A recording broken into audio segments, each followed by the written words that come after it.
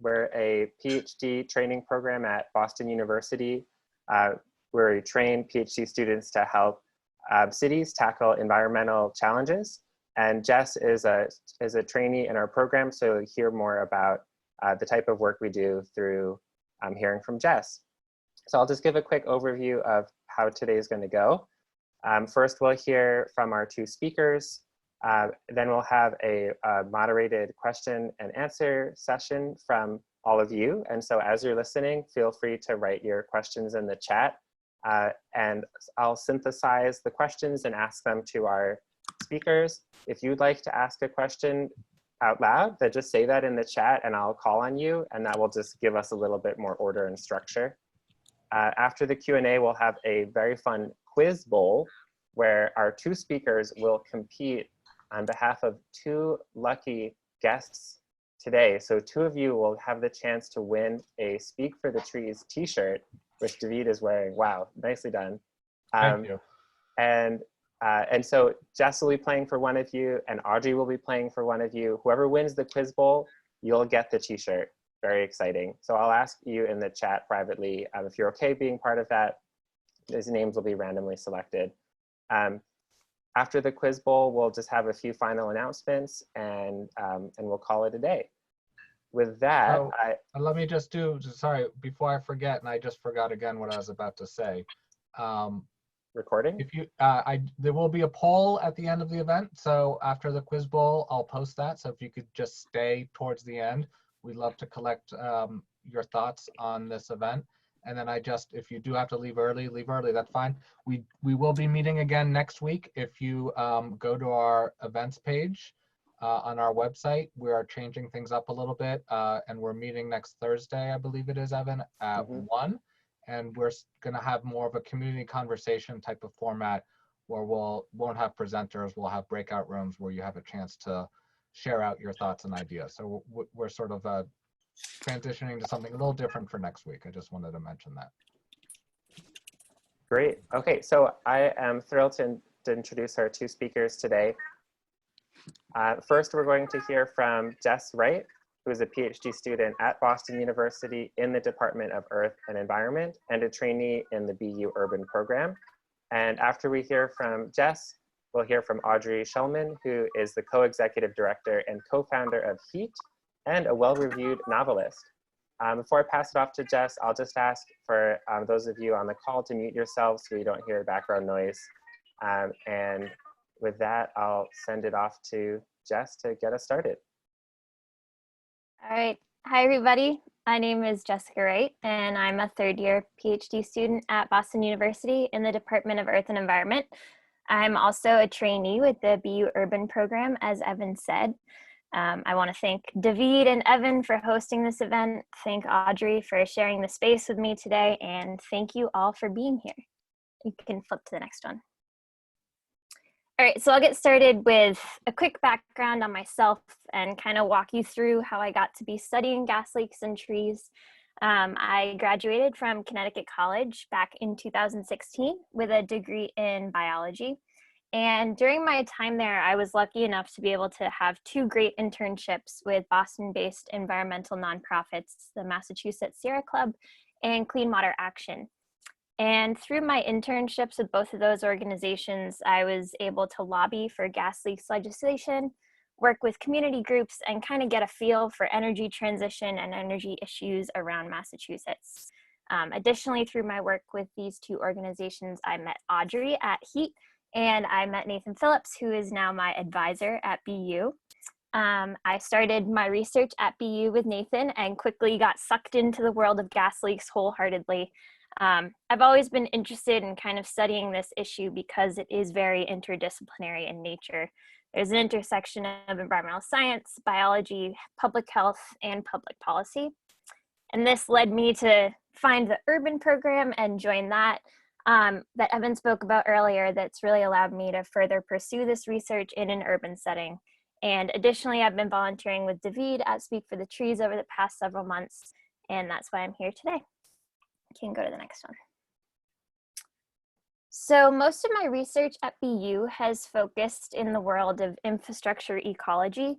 Some of you may be familiar with a similar term, urban ecology, and infrastructure ecology is similar in that it's the study of various infrastructure elements in a city and understanding how those relate and interact with one another akin to an ecosystem. There are many pieces of infrastructure in cities like Boston, any city really, and these features exist both above and below the ground, and they have dynamic relationships with one another. It is important to keep in mind, though, that when we're thinking in this systems framework, that there's a lot of different stakeholders and that these infrastructure elements are managed and maintained by a lot of different people. And there are communication and some systematic barriers that prevent people from working with one another.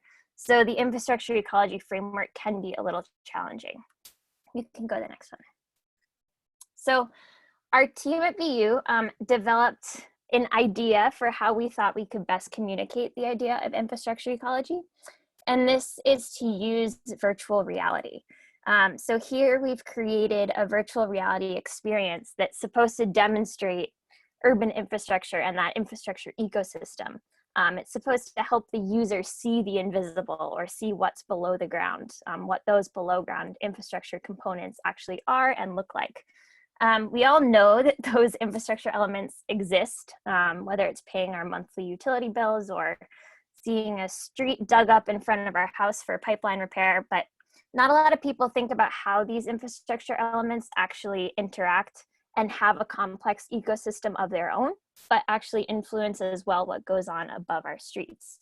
An example of this could be a stormwater drainage system that could overflow, and this flood water could then damage homes and buildings and green spaces that are pieces of infrastructure above the street. Additionally, when repair to these elements needs to be done, there's usually traffic disruption and streets are kind of left jagged and patched. So the infrastructure below the street does interact with us in more ways than we think. You can flip. And this is just a clip of the closer up view of what a user using our virtual reality tool would see.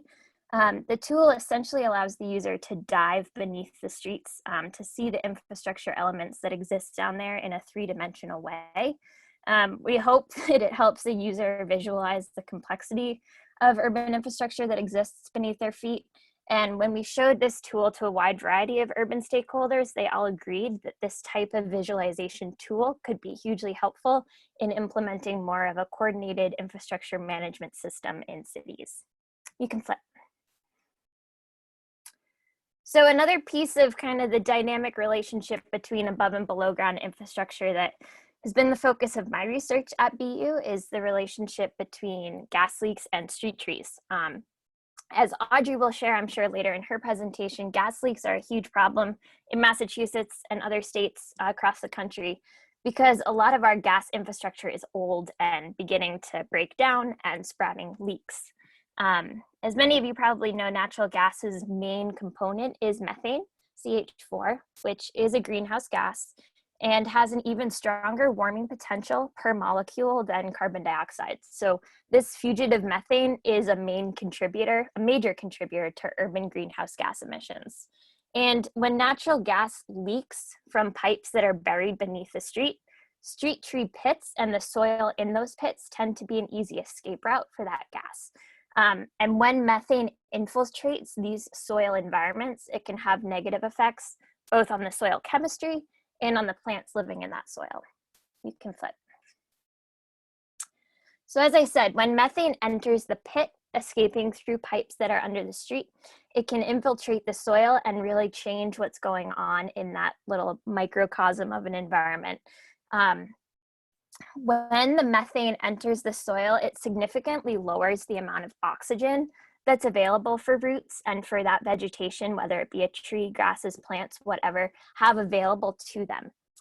The methane actively displaces the oxygen in terms of volume in the pit, but it also kind of messes up the soil chemistry or alters the soil chemistry in that it can stimulate the growth of microbes that can oxidize the methane in that soil and additionally use up more of the available oxygen to do so. So this is an especially important thing to realize when we're thinking about protecting our urban canopy, because when you're planting new street trees, if you're planting them in soils where there's already a lot of methane, the amount of oxygen is going to be limited, so the likelihood of a newly planted sapling to grow to maturity is low. You can flip. Here are just some pictures from our field work. We're looking at, there's a tree stump there that you can see, and we're using a tool called a Picaro, which measures methane concentrations in soil. So we're looking, this was a tree stump in Salem, Massachusetts, and we were just measuring the methane in the soil right around that tree stump. Additionally, our team gets a little bit creative in terms of data collection. Gas infrastructure is invisible, so it's, or invisible to us without, digging below the streets. So it's a little bit hard to get a lot of information about what that infrastructure actually is.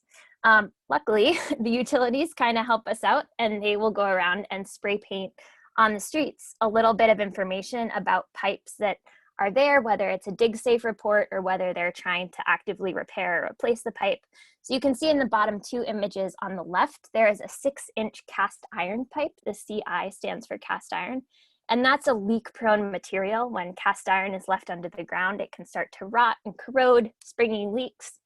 And to the right, we can see a newer 12-inch plastic pipe. And you can see that that repair went right through a nice brick crossblock. So we've been able to pull a lot of great information from markings like this, just because the utilities are spray painting them and kind of feeding us this information. You can go to the next slide. So I'll end with a couple of closing thoughts.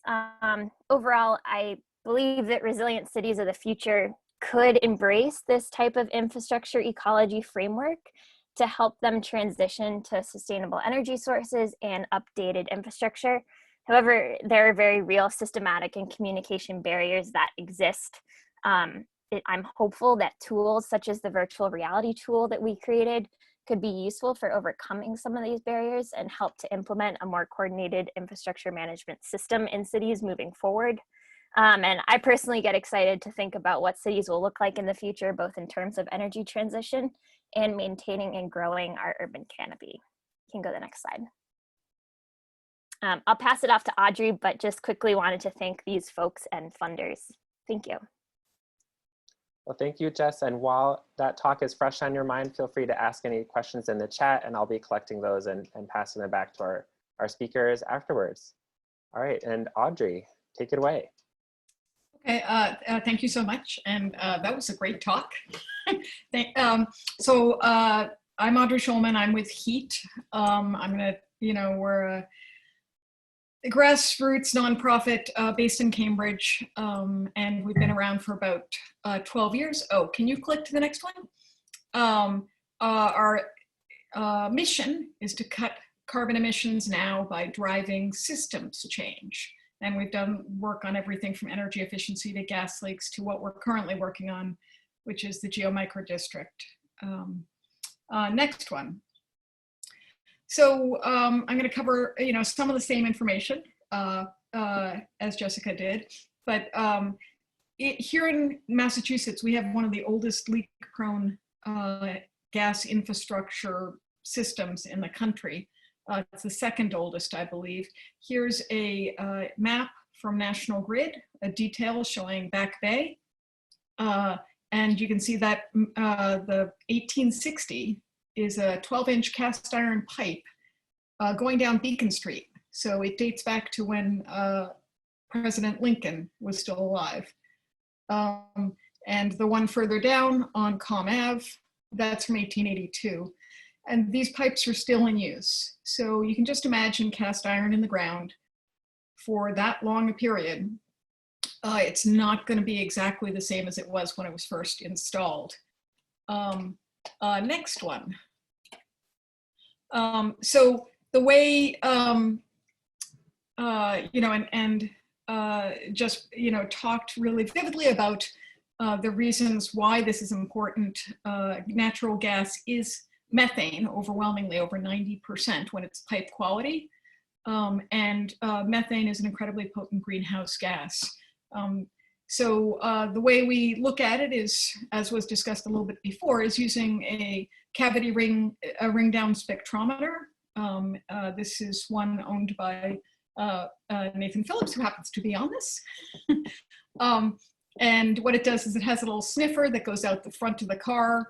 You drive the car around and it just continually pulls air in and examines it and figures out how much methane is in it. Click, and you get information that can be mapped like this.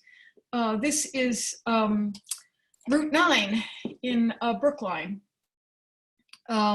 And this is a large diameter cast iron pipe from a long time ago that's run at a much higher, probably 6 times higher pressure than it really should be run at. So it leaks all the time. It's just one giant leak from one end of Route 9 to the other. That's really important because molecule for molecule on a 20-year time frame, methane is over 80 times more potent as a climate change gas than the CO2 it would be if it were burnt. Click.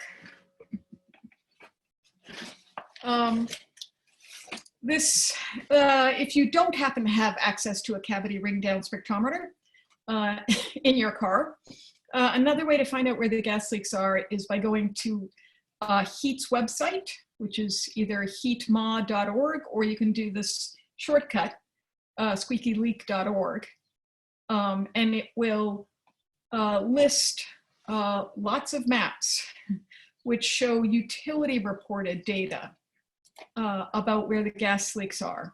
The utilities report once a year, so it's not up to date. Any one leak could have been repaired and new leaks could have developed. And I want to make clear that these are not explosive leaks, but instead, because gas, it needs to build up within a contained space up to a certain percentage in order to explode. So these are gas leaks that are out, in the middle of the road, not in contained spaces, non-explosive. That does not mean they are not, big leaks potentially. And the red map points are repaired leaks. The yellow ones are unrepaired. And we do this every year. When we started this work, these maps, there was one leak that dated back 30 years. So that gas leak was old enough to have gone to school, graduated, and started a family. So we have over 300 towns mapped in Massachusetts on public zoomable maps. So you can go to your town, zoom into your home, your school, your business to see if there are any gas leaks near you. Next one, click. So the reason why that's important to trees is, as was said earlier, is because trees need to breathe oxygen through the roots in order to live. You can check if a tree has methane, gas in the roots, anywhere in the root zone, using tools such as Bob Ackley on the left is showing. He's holding a bang bar in, yep, very good, which he uses you jam it in the ground to create a hole. And then in his other hand, he's got a combustible gas indicator, which has which tells you how much gas is in the soil. So you can go around the root zone of a tree to check if there is gas. And you can see that tree pit behind him is empty. That tree died from gas. On the right photo, you'll see sort of the classic sign of a tree that has gas in the roots. Now, of course, this isn't the only reason why a tree would die back at the peripheries this way. But that, this is some of the common ways that trees show they're having problems from gas. Click. Next, there we go. So here's one study on trees and gas leaks done by Harvard, and it's quite recent. This study found that the dead trees surveyed, which were matched for healthy trees, the ones with, I think it was gas in the soil, had 30 times the odds of having, the ones that were dead had 30 times the odds of having measurable methane concentrations in their tree pits. And there's a variety of other studies available about this information. Click. HEET has a lending library of 3 different combustible gas indicators. We lend them out for free to municipalities as well as for tree organizations so that they can check the trees that they take care of. If you are interested, please contact me. There's a training, which I don't know how it would be done given the pandemic, but we'd figure it out. And there's a small contract and a deposit so that we know that we'll get the thing back. You can have the device for a month to be able to see if it's something that you want to try out for longer. Click. Finally, we work with the Gas Leak Allies, which is a coalition of over 20 different nonprofits and researchers who work to do gas leak research, education, advocacy, and to take action on this issue to reduce emissions, help trees, and save people money. And then click again, just as a side thing. HEET is working currently on replacing our very leak-prone infrastructure here in Massachusetts with instead networked geothermal, which I will say it sounds pretty weird, but actually we have gotten Eversource Gas to actually request to be able to pilot 3 of these in Massachusetts in their territory. And it would radically reduce emissions, save people money, and if any of it leaked, all it would do is just water the nearby trees, which is pretty cool. That's it. Thank you. Well, thank you, Audrey, and thank you again to Jess. Those are 2 really engaging and interesting, thought-provoking presentations with a lot of things to look at too. I love to see this work is so visual, even though when we're walking down the street we don't see what we don't see the pipes, right? They're underground, and we don't see the methane. We have to measure it. So thank you for making that visible for us. We have a few questions in the chat, and I'll encourage people to ask more, but I'd like to actually start with one of your last slides where you had a long list of collaborators that you work with. I'd love to hear more about your relationship between Jess and Audrey and how you work together, and with some of the other organizations that I know are represented on this call today, as we saw in the chat. So tell us more about this community and how this work builds together. Audrey, do you want to start? Yeah, I've just been really lucky to be working with the Gas Leak Allies since they started. It meets every 2 weeks.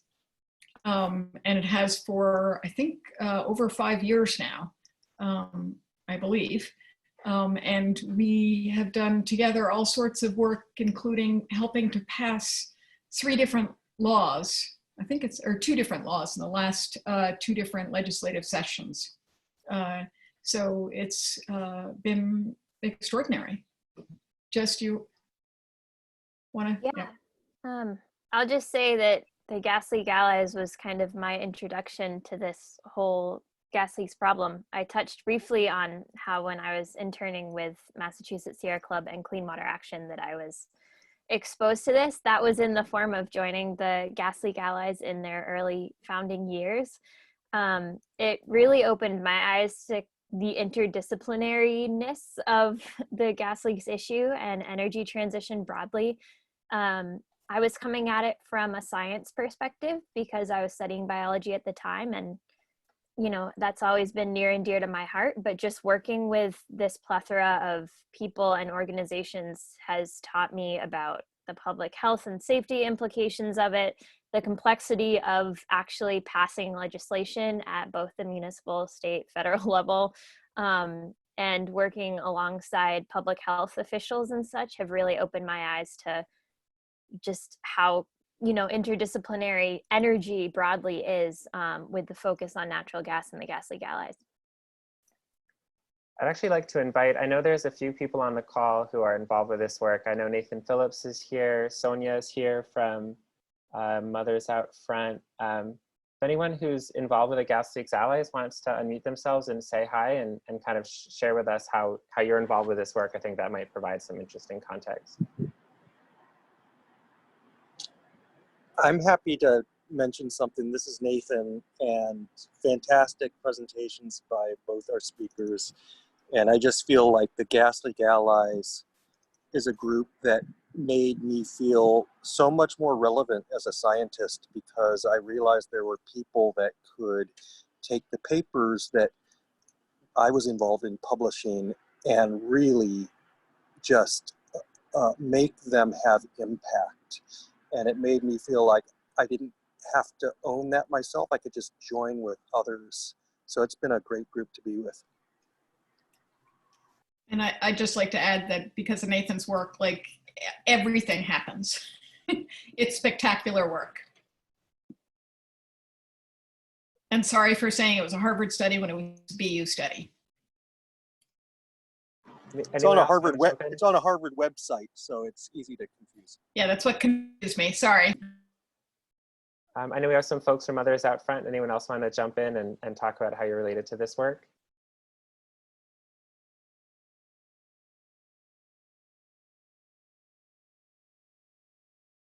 Hi, I'm not sure who else is here. I'm on a tree. We started a tree campaign to identify the trees that are being damaged by the methane. And we're just at the very, very beginning. It's in Acton, Massachusetts. And we're actually trying to figure out how to label the trees or identify the trees and ask the community to get more involved with them. So we're just at the very beginning, and Bob Ackley has helped us a lot. And I think there should be other people from Acton Mothers Out Front, but who may know more. But we're excited about doing it, and we wanted to involve families as much as possible. Thank you. And can you tell us your name? Yes, my name is Nyana Susan Tobin, and I'm an environmentalist, but I started out as a storyteller. So I'm a storyteller and an activist. Well, welcome. Thanks for sharing. And Judith, were you waving too? Yes, hi. I'm from Acton. And where is she? As Nyana said, we are starting a tree campaign. And one of the things that it would be really nice to know is that once we've identified, well, we have a gas leak survey that Bob Ackley did for Acton and identified trees, but wanting to involve the residents and the town and the tree warden, we're wanting to know, like, once the trees have been identified as being damaged, is there a way to remediate? Is there something that we can do? So I would suggest calling the local utility and telling them. And if you do it through the town, track it and complain well, they should repair the leak or replace the trees. And it doesn't happen every time. Anybody else have other advice on that one? Yeah, I would just add on top of what you said that really the best way to help the tree is to get the leak fixed as soon as possible, because the tree unfortunately can't adapt to there being that much methane in the soil. There's no adaptation of the tree really that will happen. Another important piece in terms of activism and kind of working with your town and tree wardens is when tree wardens and towns are producing their planting plans for new street trees, it would be great to kind of keep in mind that you should measure the concentration of methane in the soil before you're planting to make sure that you're not wasting time and energy planting a tree that likely will die due to gas in the pit.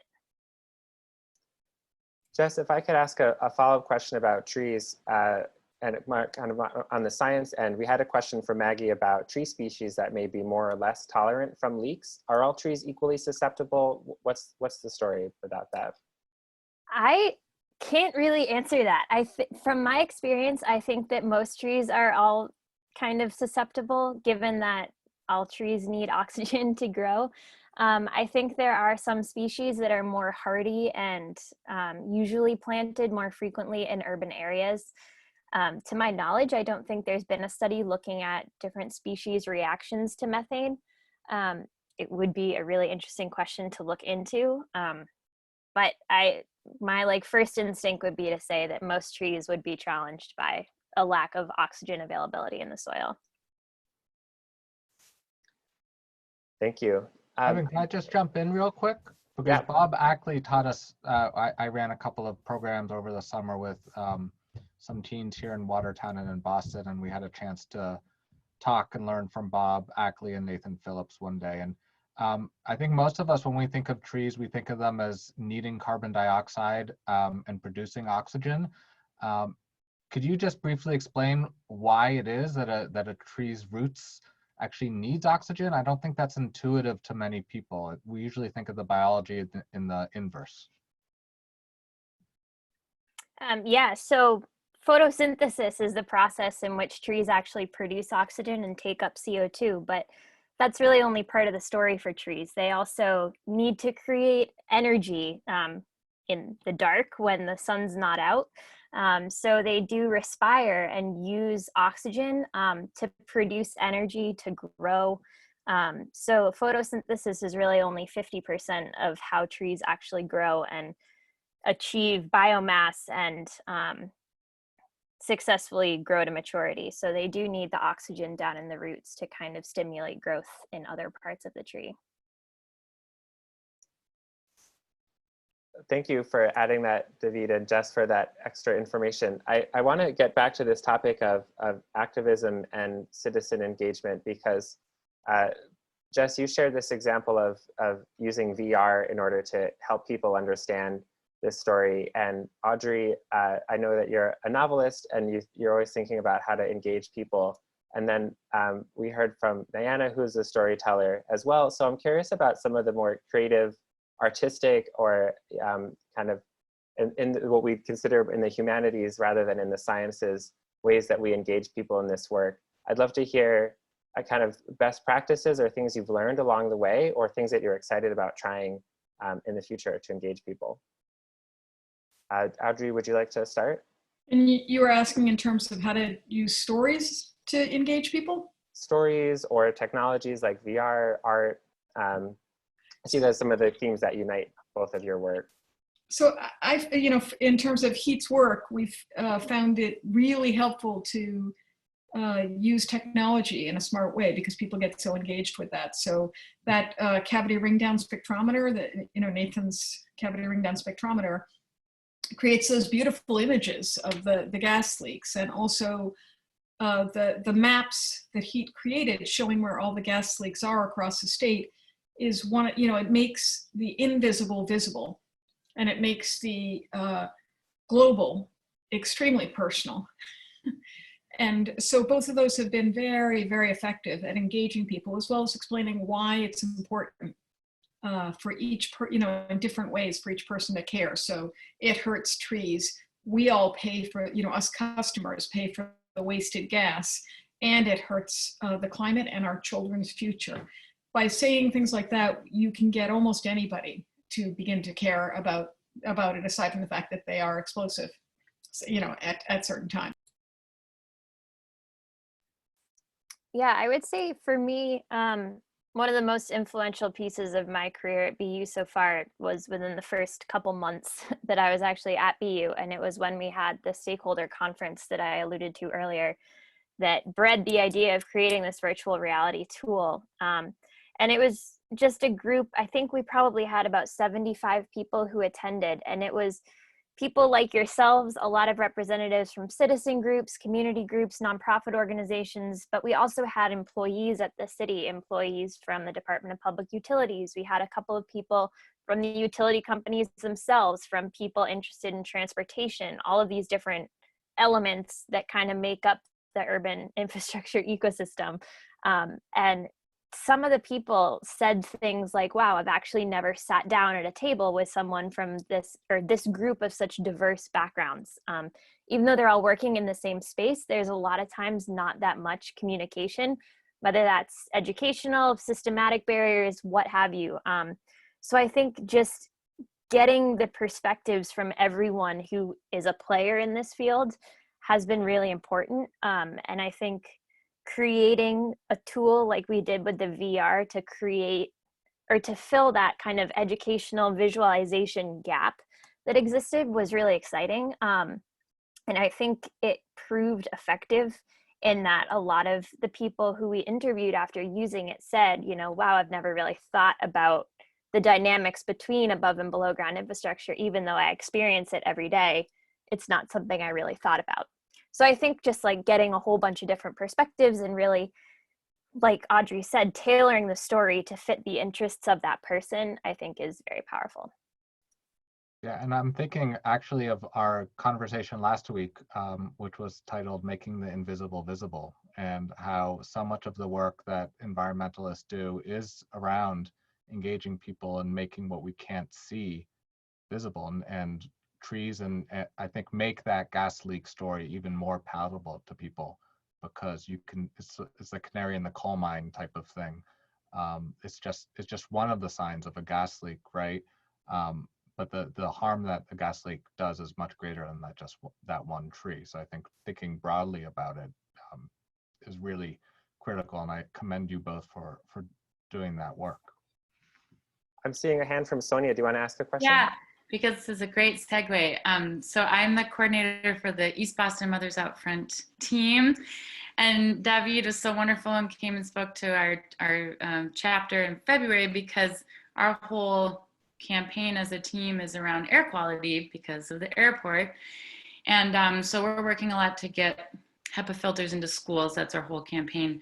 But in February, we decided to launch a sort of sister campaign to improve our tree canopy, which is the worst in Greater Boston.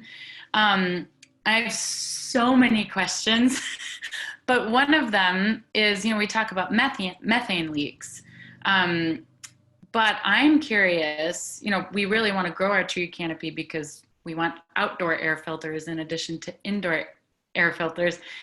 Can trees survive the exorbitant amounts of air pollution that exist in a place like East Boston? Do they react? I mean, obviously we've talked about methane being more, vastly more potent, but is there research in that arena?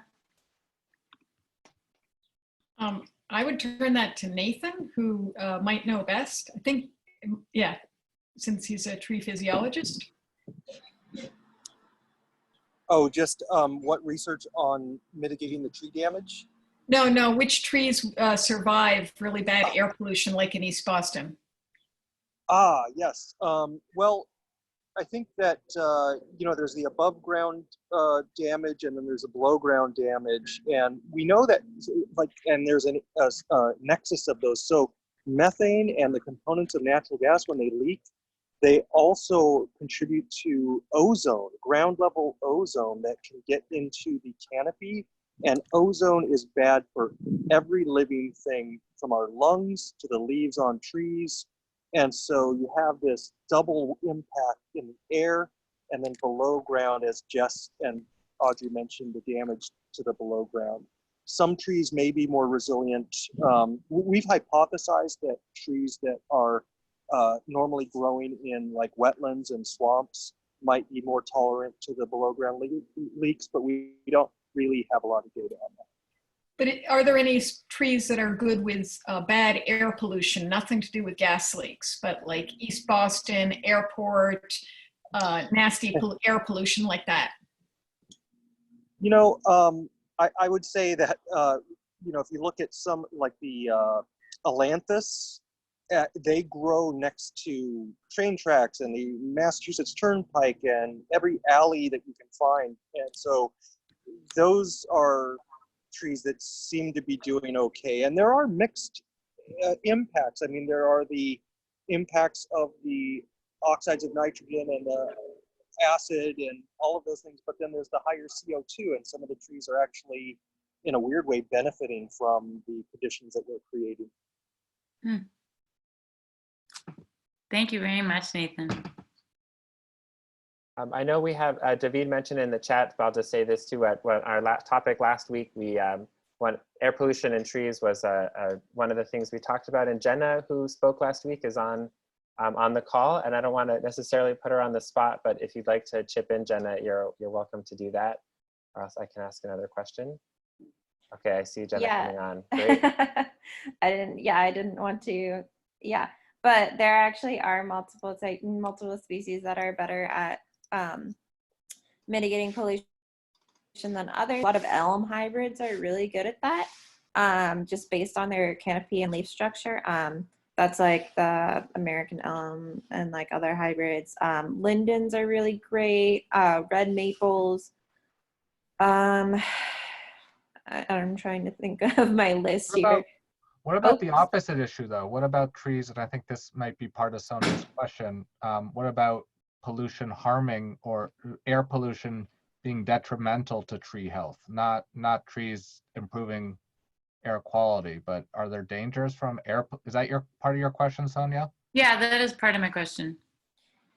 So yes. So what specifically are you looking for? Because there are different types of pollutants that harm trees in different ways. So if you're talking about ozone, like I think it was Nathan who just said that ozone is extremely harmful to trees. There are also other pollutants like particulate matter that can get into stomates and clog them and decrease photosynthetic activity and decrease defense mechanisms. So yeah, depending on where trees are placed and how close to emission sources they are, it can be really detrimental for the trees. What I'll do is I'll suggest, Jenna, why don't you put your email in the chat, and maybe Sonia can follow up. And I'd like to just ask a final question to Jess and Audrey. Audrey, you ended by talking about the geothermal project.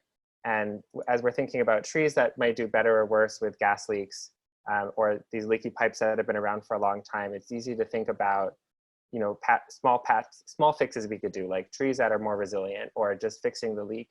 But the geothermal brings us in a whole different direction.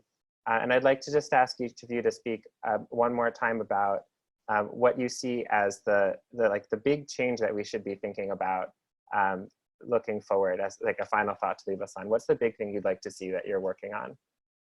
Thank you for the question. So currently the gas companies are replacing all that aging leak-prone gas infrastructure. And if you look statewide, the total cost for this, which we customers will pay for, is over $9 billion. And meanwhile, the infrastructure in the ground in its depreciated state is only worth $7 billion. So what are we doing pumping that much money into a system we know we don't want in the future? Because in the future we will be moving towards a lower emitting world, right? We know we won't be on gas. This is like buying a minivan when your kids are in high school. It's going to be something we're all going to pay for long after the point where we can really use it or want it. And so instead, what we want to do is do networked geothermal installed and paid for and maintained by the gas companies, so that they would switch from being gas companies to being renewable thermal companies. And strangely enough, gas companies across the country are somewhat interested in this. And Eversource has requested the permission to pilot it. But there's a variety of others who are right behind. And we hope that this might in the end become something, a step that the gas companies can take to move into a future that we all want.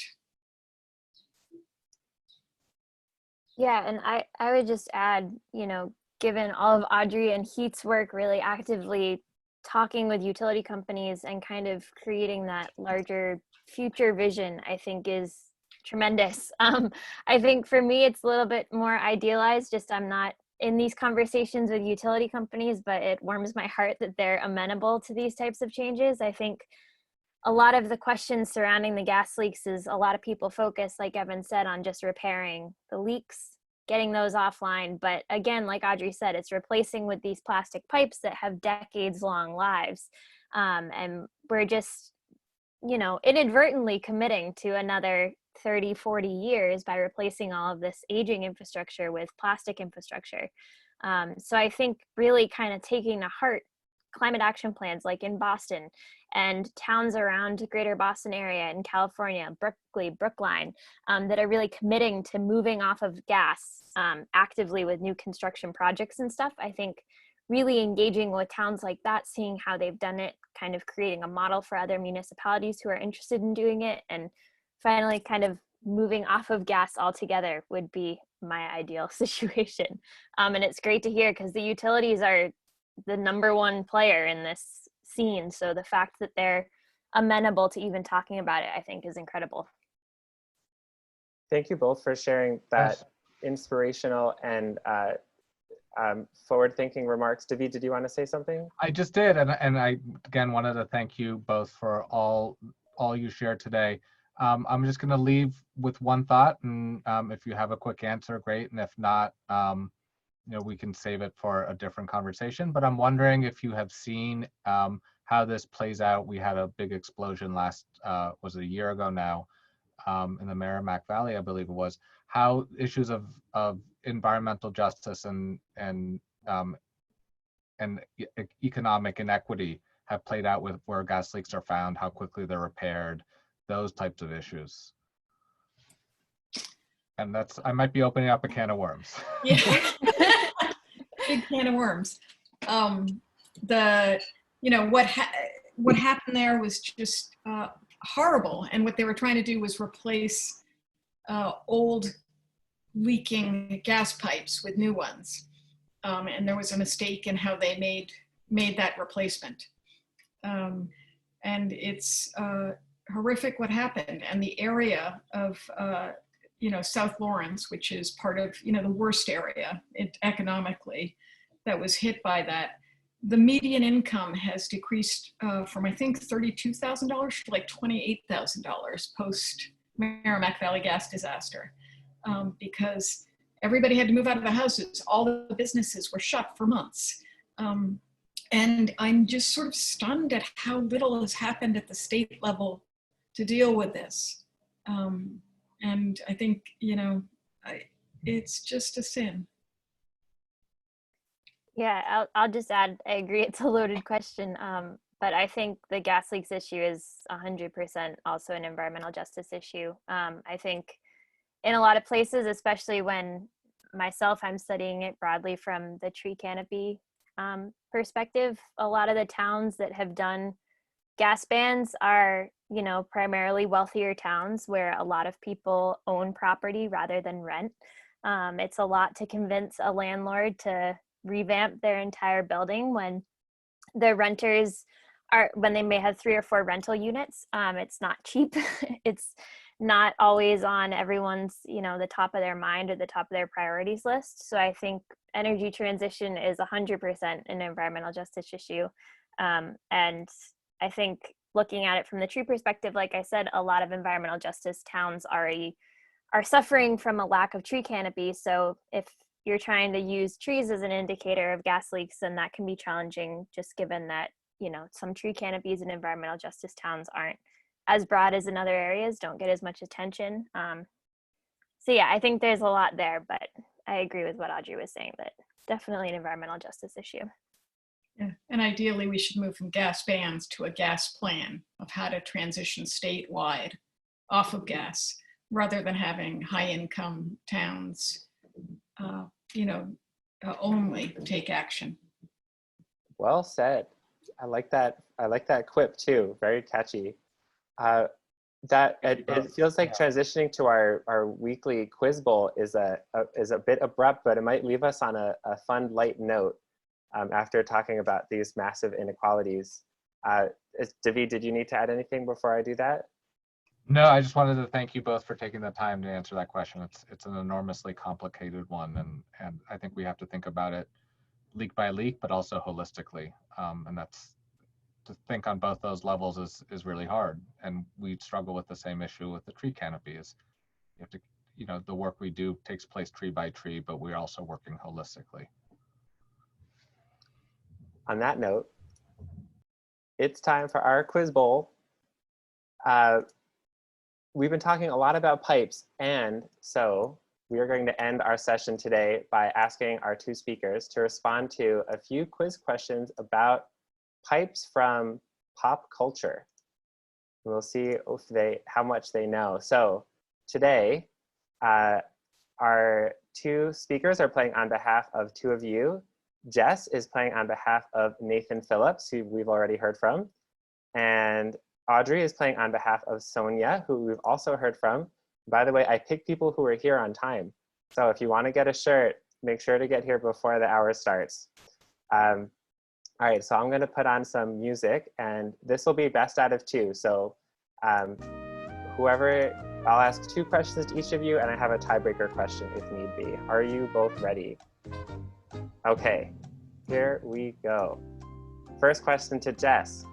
Mario, from the world of Nintendo, is famous for jumping out of pipes and fighting his nemesis Bowser. Before he was a plumber, what was Mario's profession? A, architect, B, carpenter, or C, baker? I would go with carpenter. You were right. Was a carpenter. Congratulations. All right, Audrey, let's see how you do. In Harry Potter and the Chamber of Secrets, Hermione discovers that a basilisk has been traveling through the pipes of Hogwarts and terrorizing the school. Sorry for the spoilers. Where exactly do basilisks come from? A, a chicken egg sat on by a toad.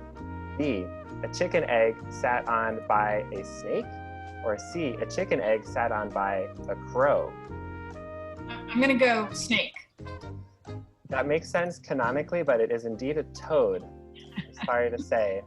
Okay, so Jess is up 1. Let's see how we do on the next round. Jess, in The Lord of the Rings, hobbits are famous for their love of pipe weed. Which of these delightful names is not a variety of pipe weed from Lord of the Rings? A, Wild Wonder, B, South Star, or C, Long Bottom Leaf? I would go with A. You have a good ear. That is made up. Those other two are real names. Okay, we'll see if you can catch up, Audrey, but it's gonna be tough. I'll just ask the last one for fun. Okay, Audrey, the lead pipe is a famous murder weapon in the game Clue, but that wasn't always the case.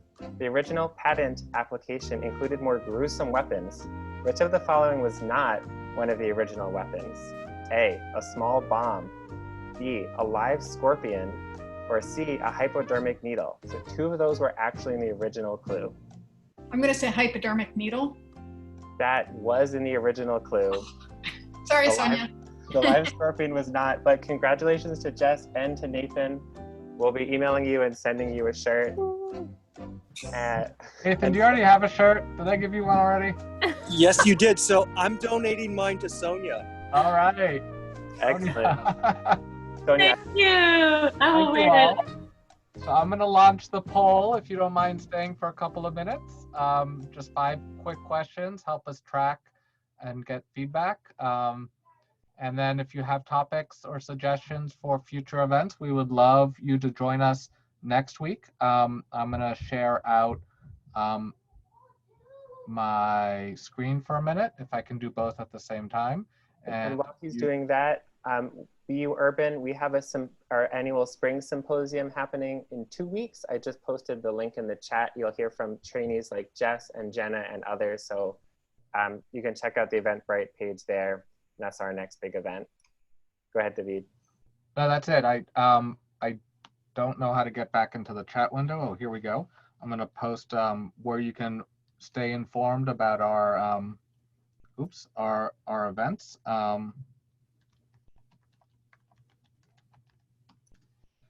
I think that's the right link. And you can register there. So next week we'll be meeting and talking about co-creating community conversations. Where do we go do next? And then the week after that, we're going to try to keep up with the weekly schedule, but you'll notice it changes the day of the week and the time depending on our availability and our speakers' availability. But do stay informed. Follow us on social media. I've put our handle there. Thank you for joining us today, and I will be posting this on YouTube. So look for that. I will probably tweet it out, and I also included in the chat window our YouTube channel for this series, Keeping Curious Talking Trees, and it will be in that same place. So you'll know where to find it. And let's give a huge thanks to Jess and to Audrey for sharing their time, expertise, and wisdom with us. If you're unmuted, you can clap. If you're muted, clap so they can see it. This was really fantastic. Nathan. Thank you, everybody. Be well. Thanks. Nice Okay. job. Thank you. Bye. Thank you so much.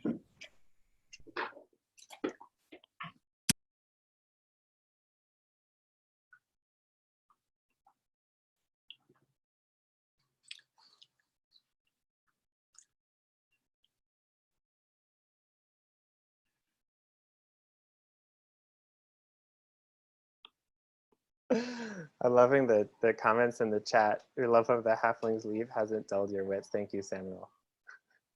Hold on, I'm stopping the recording.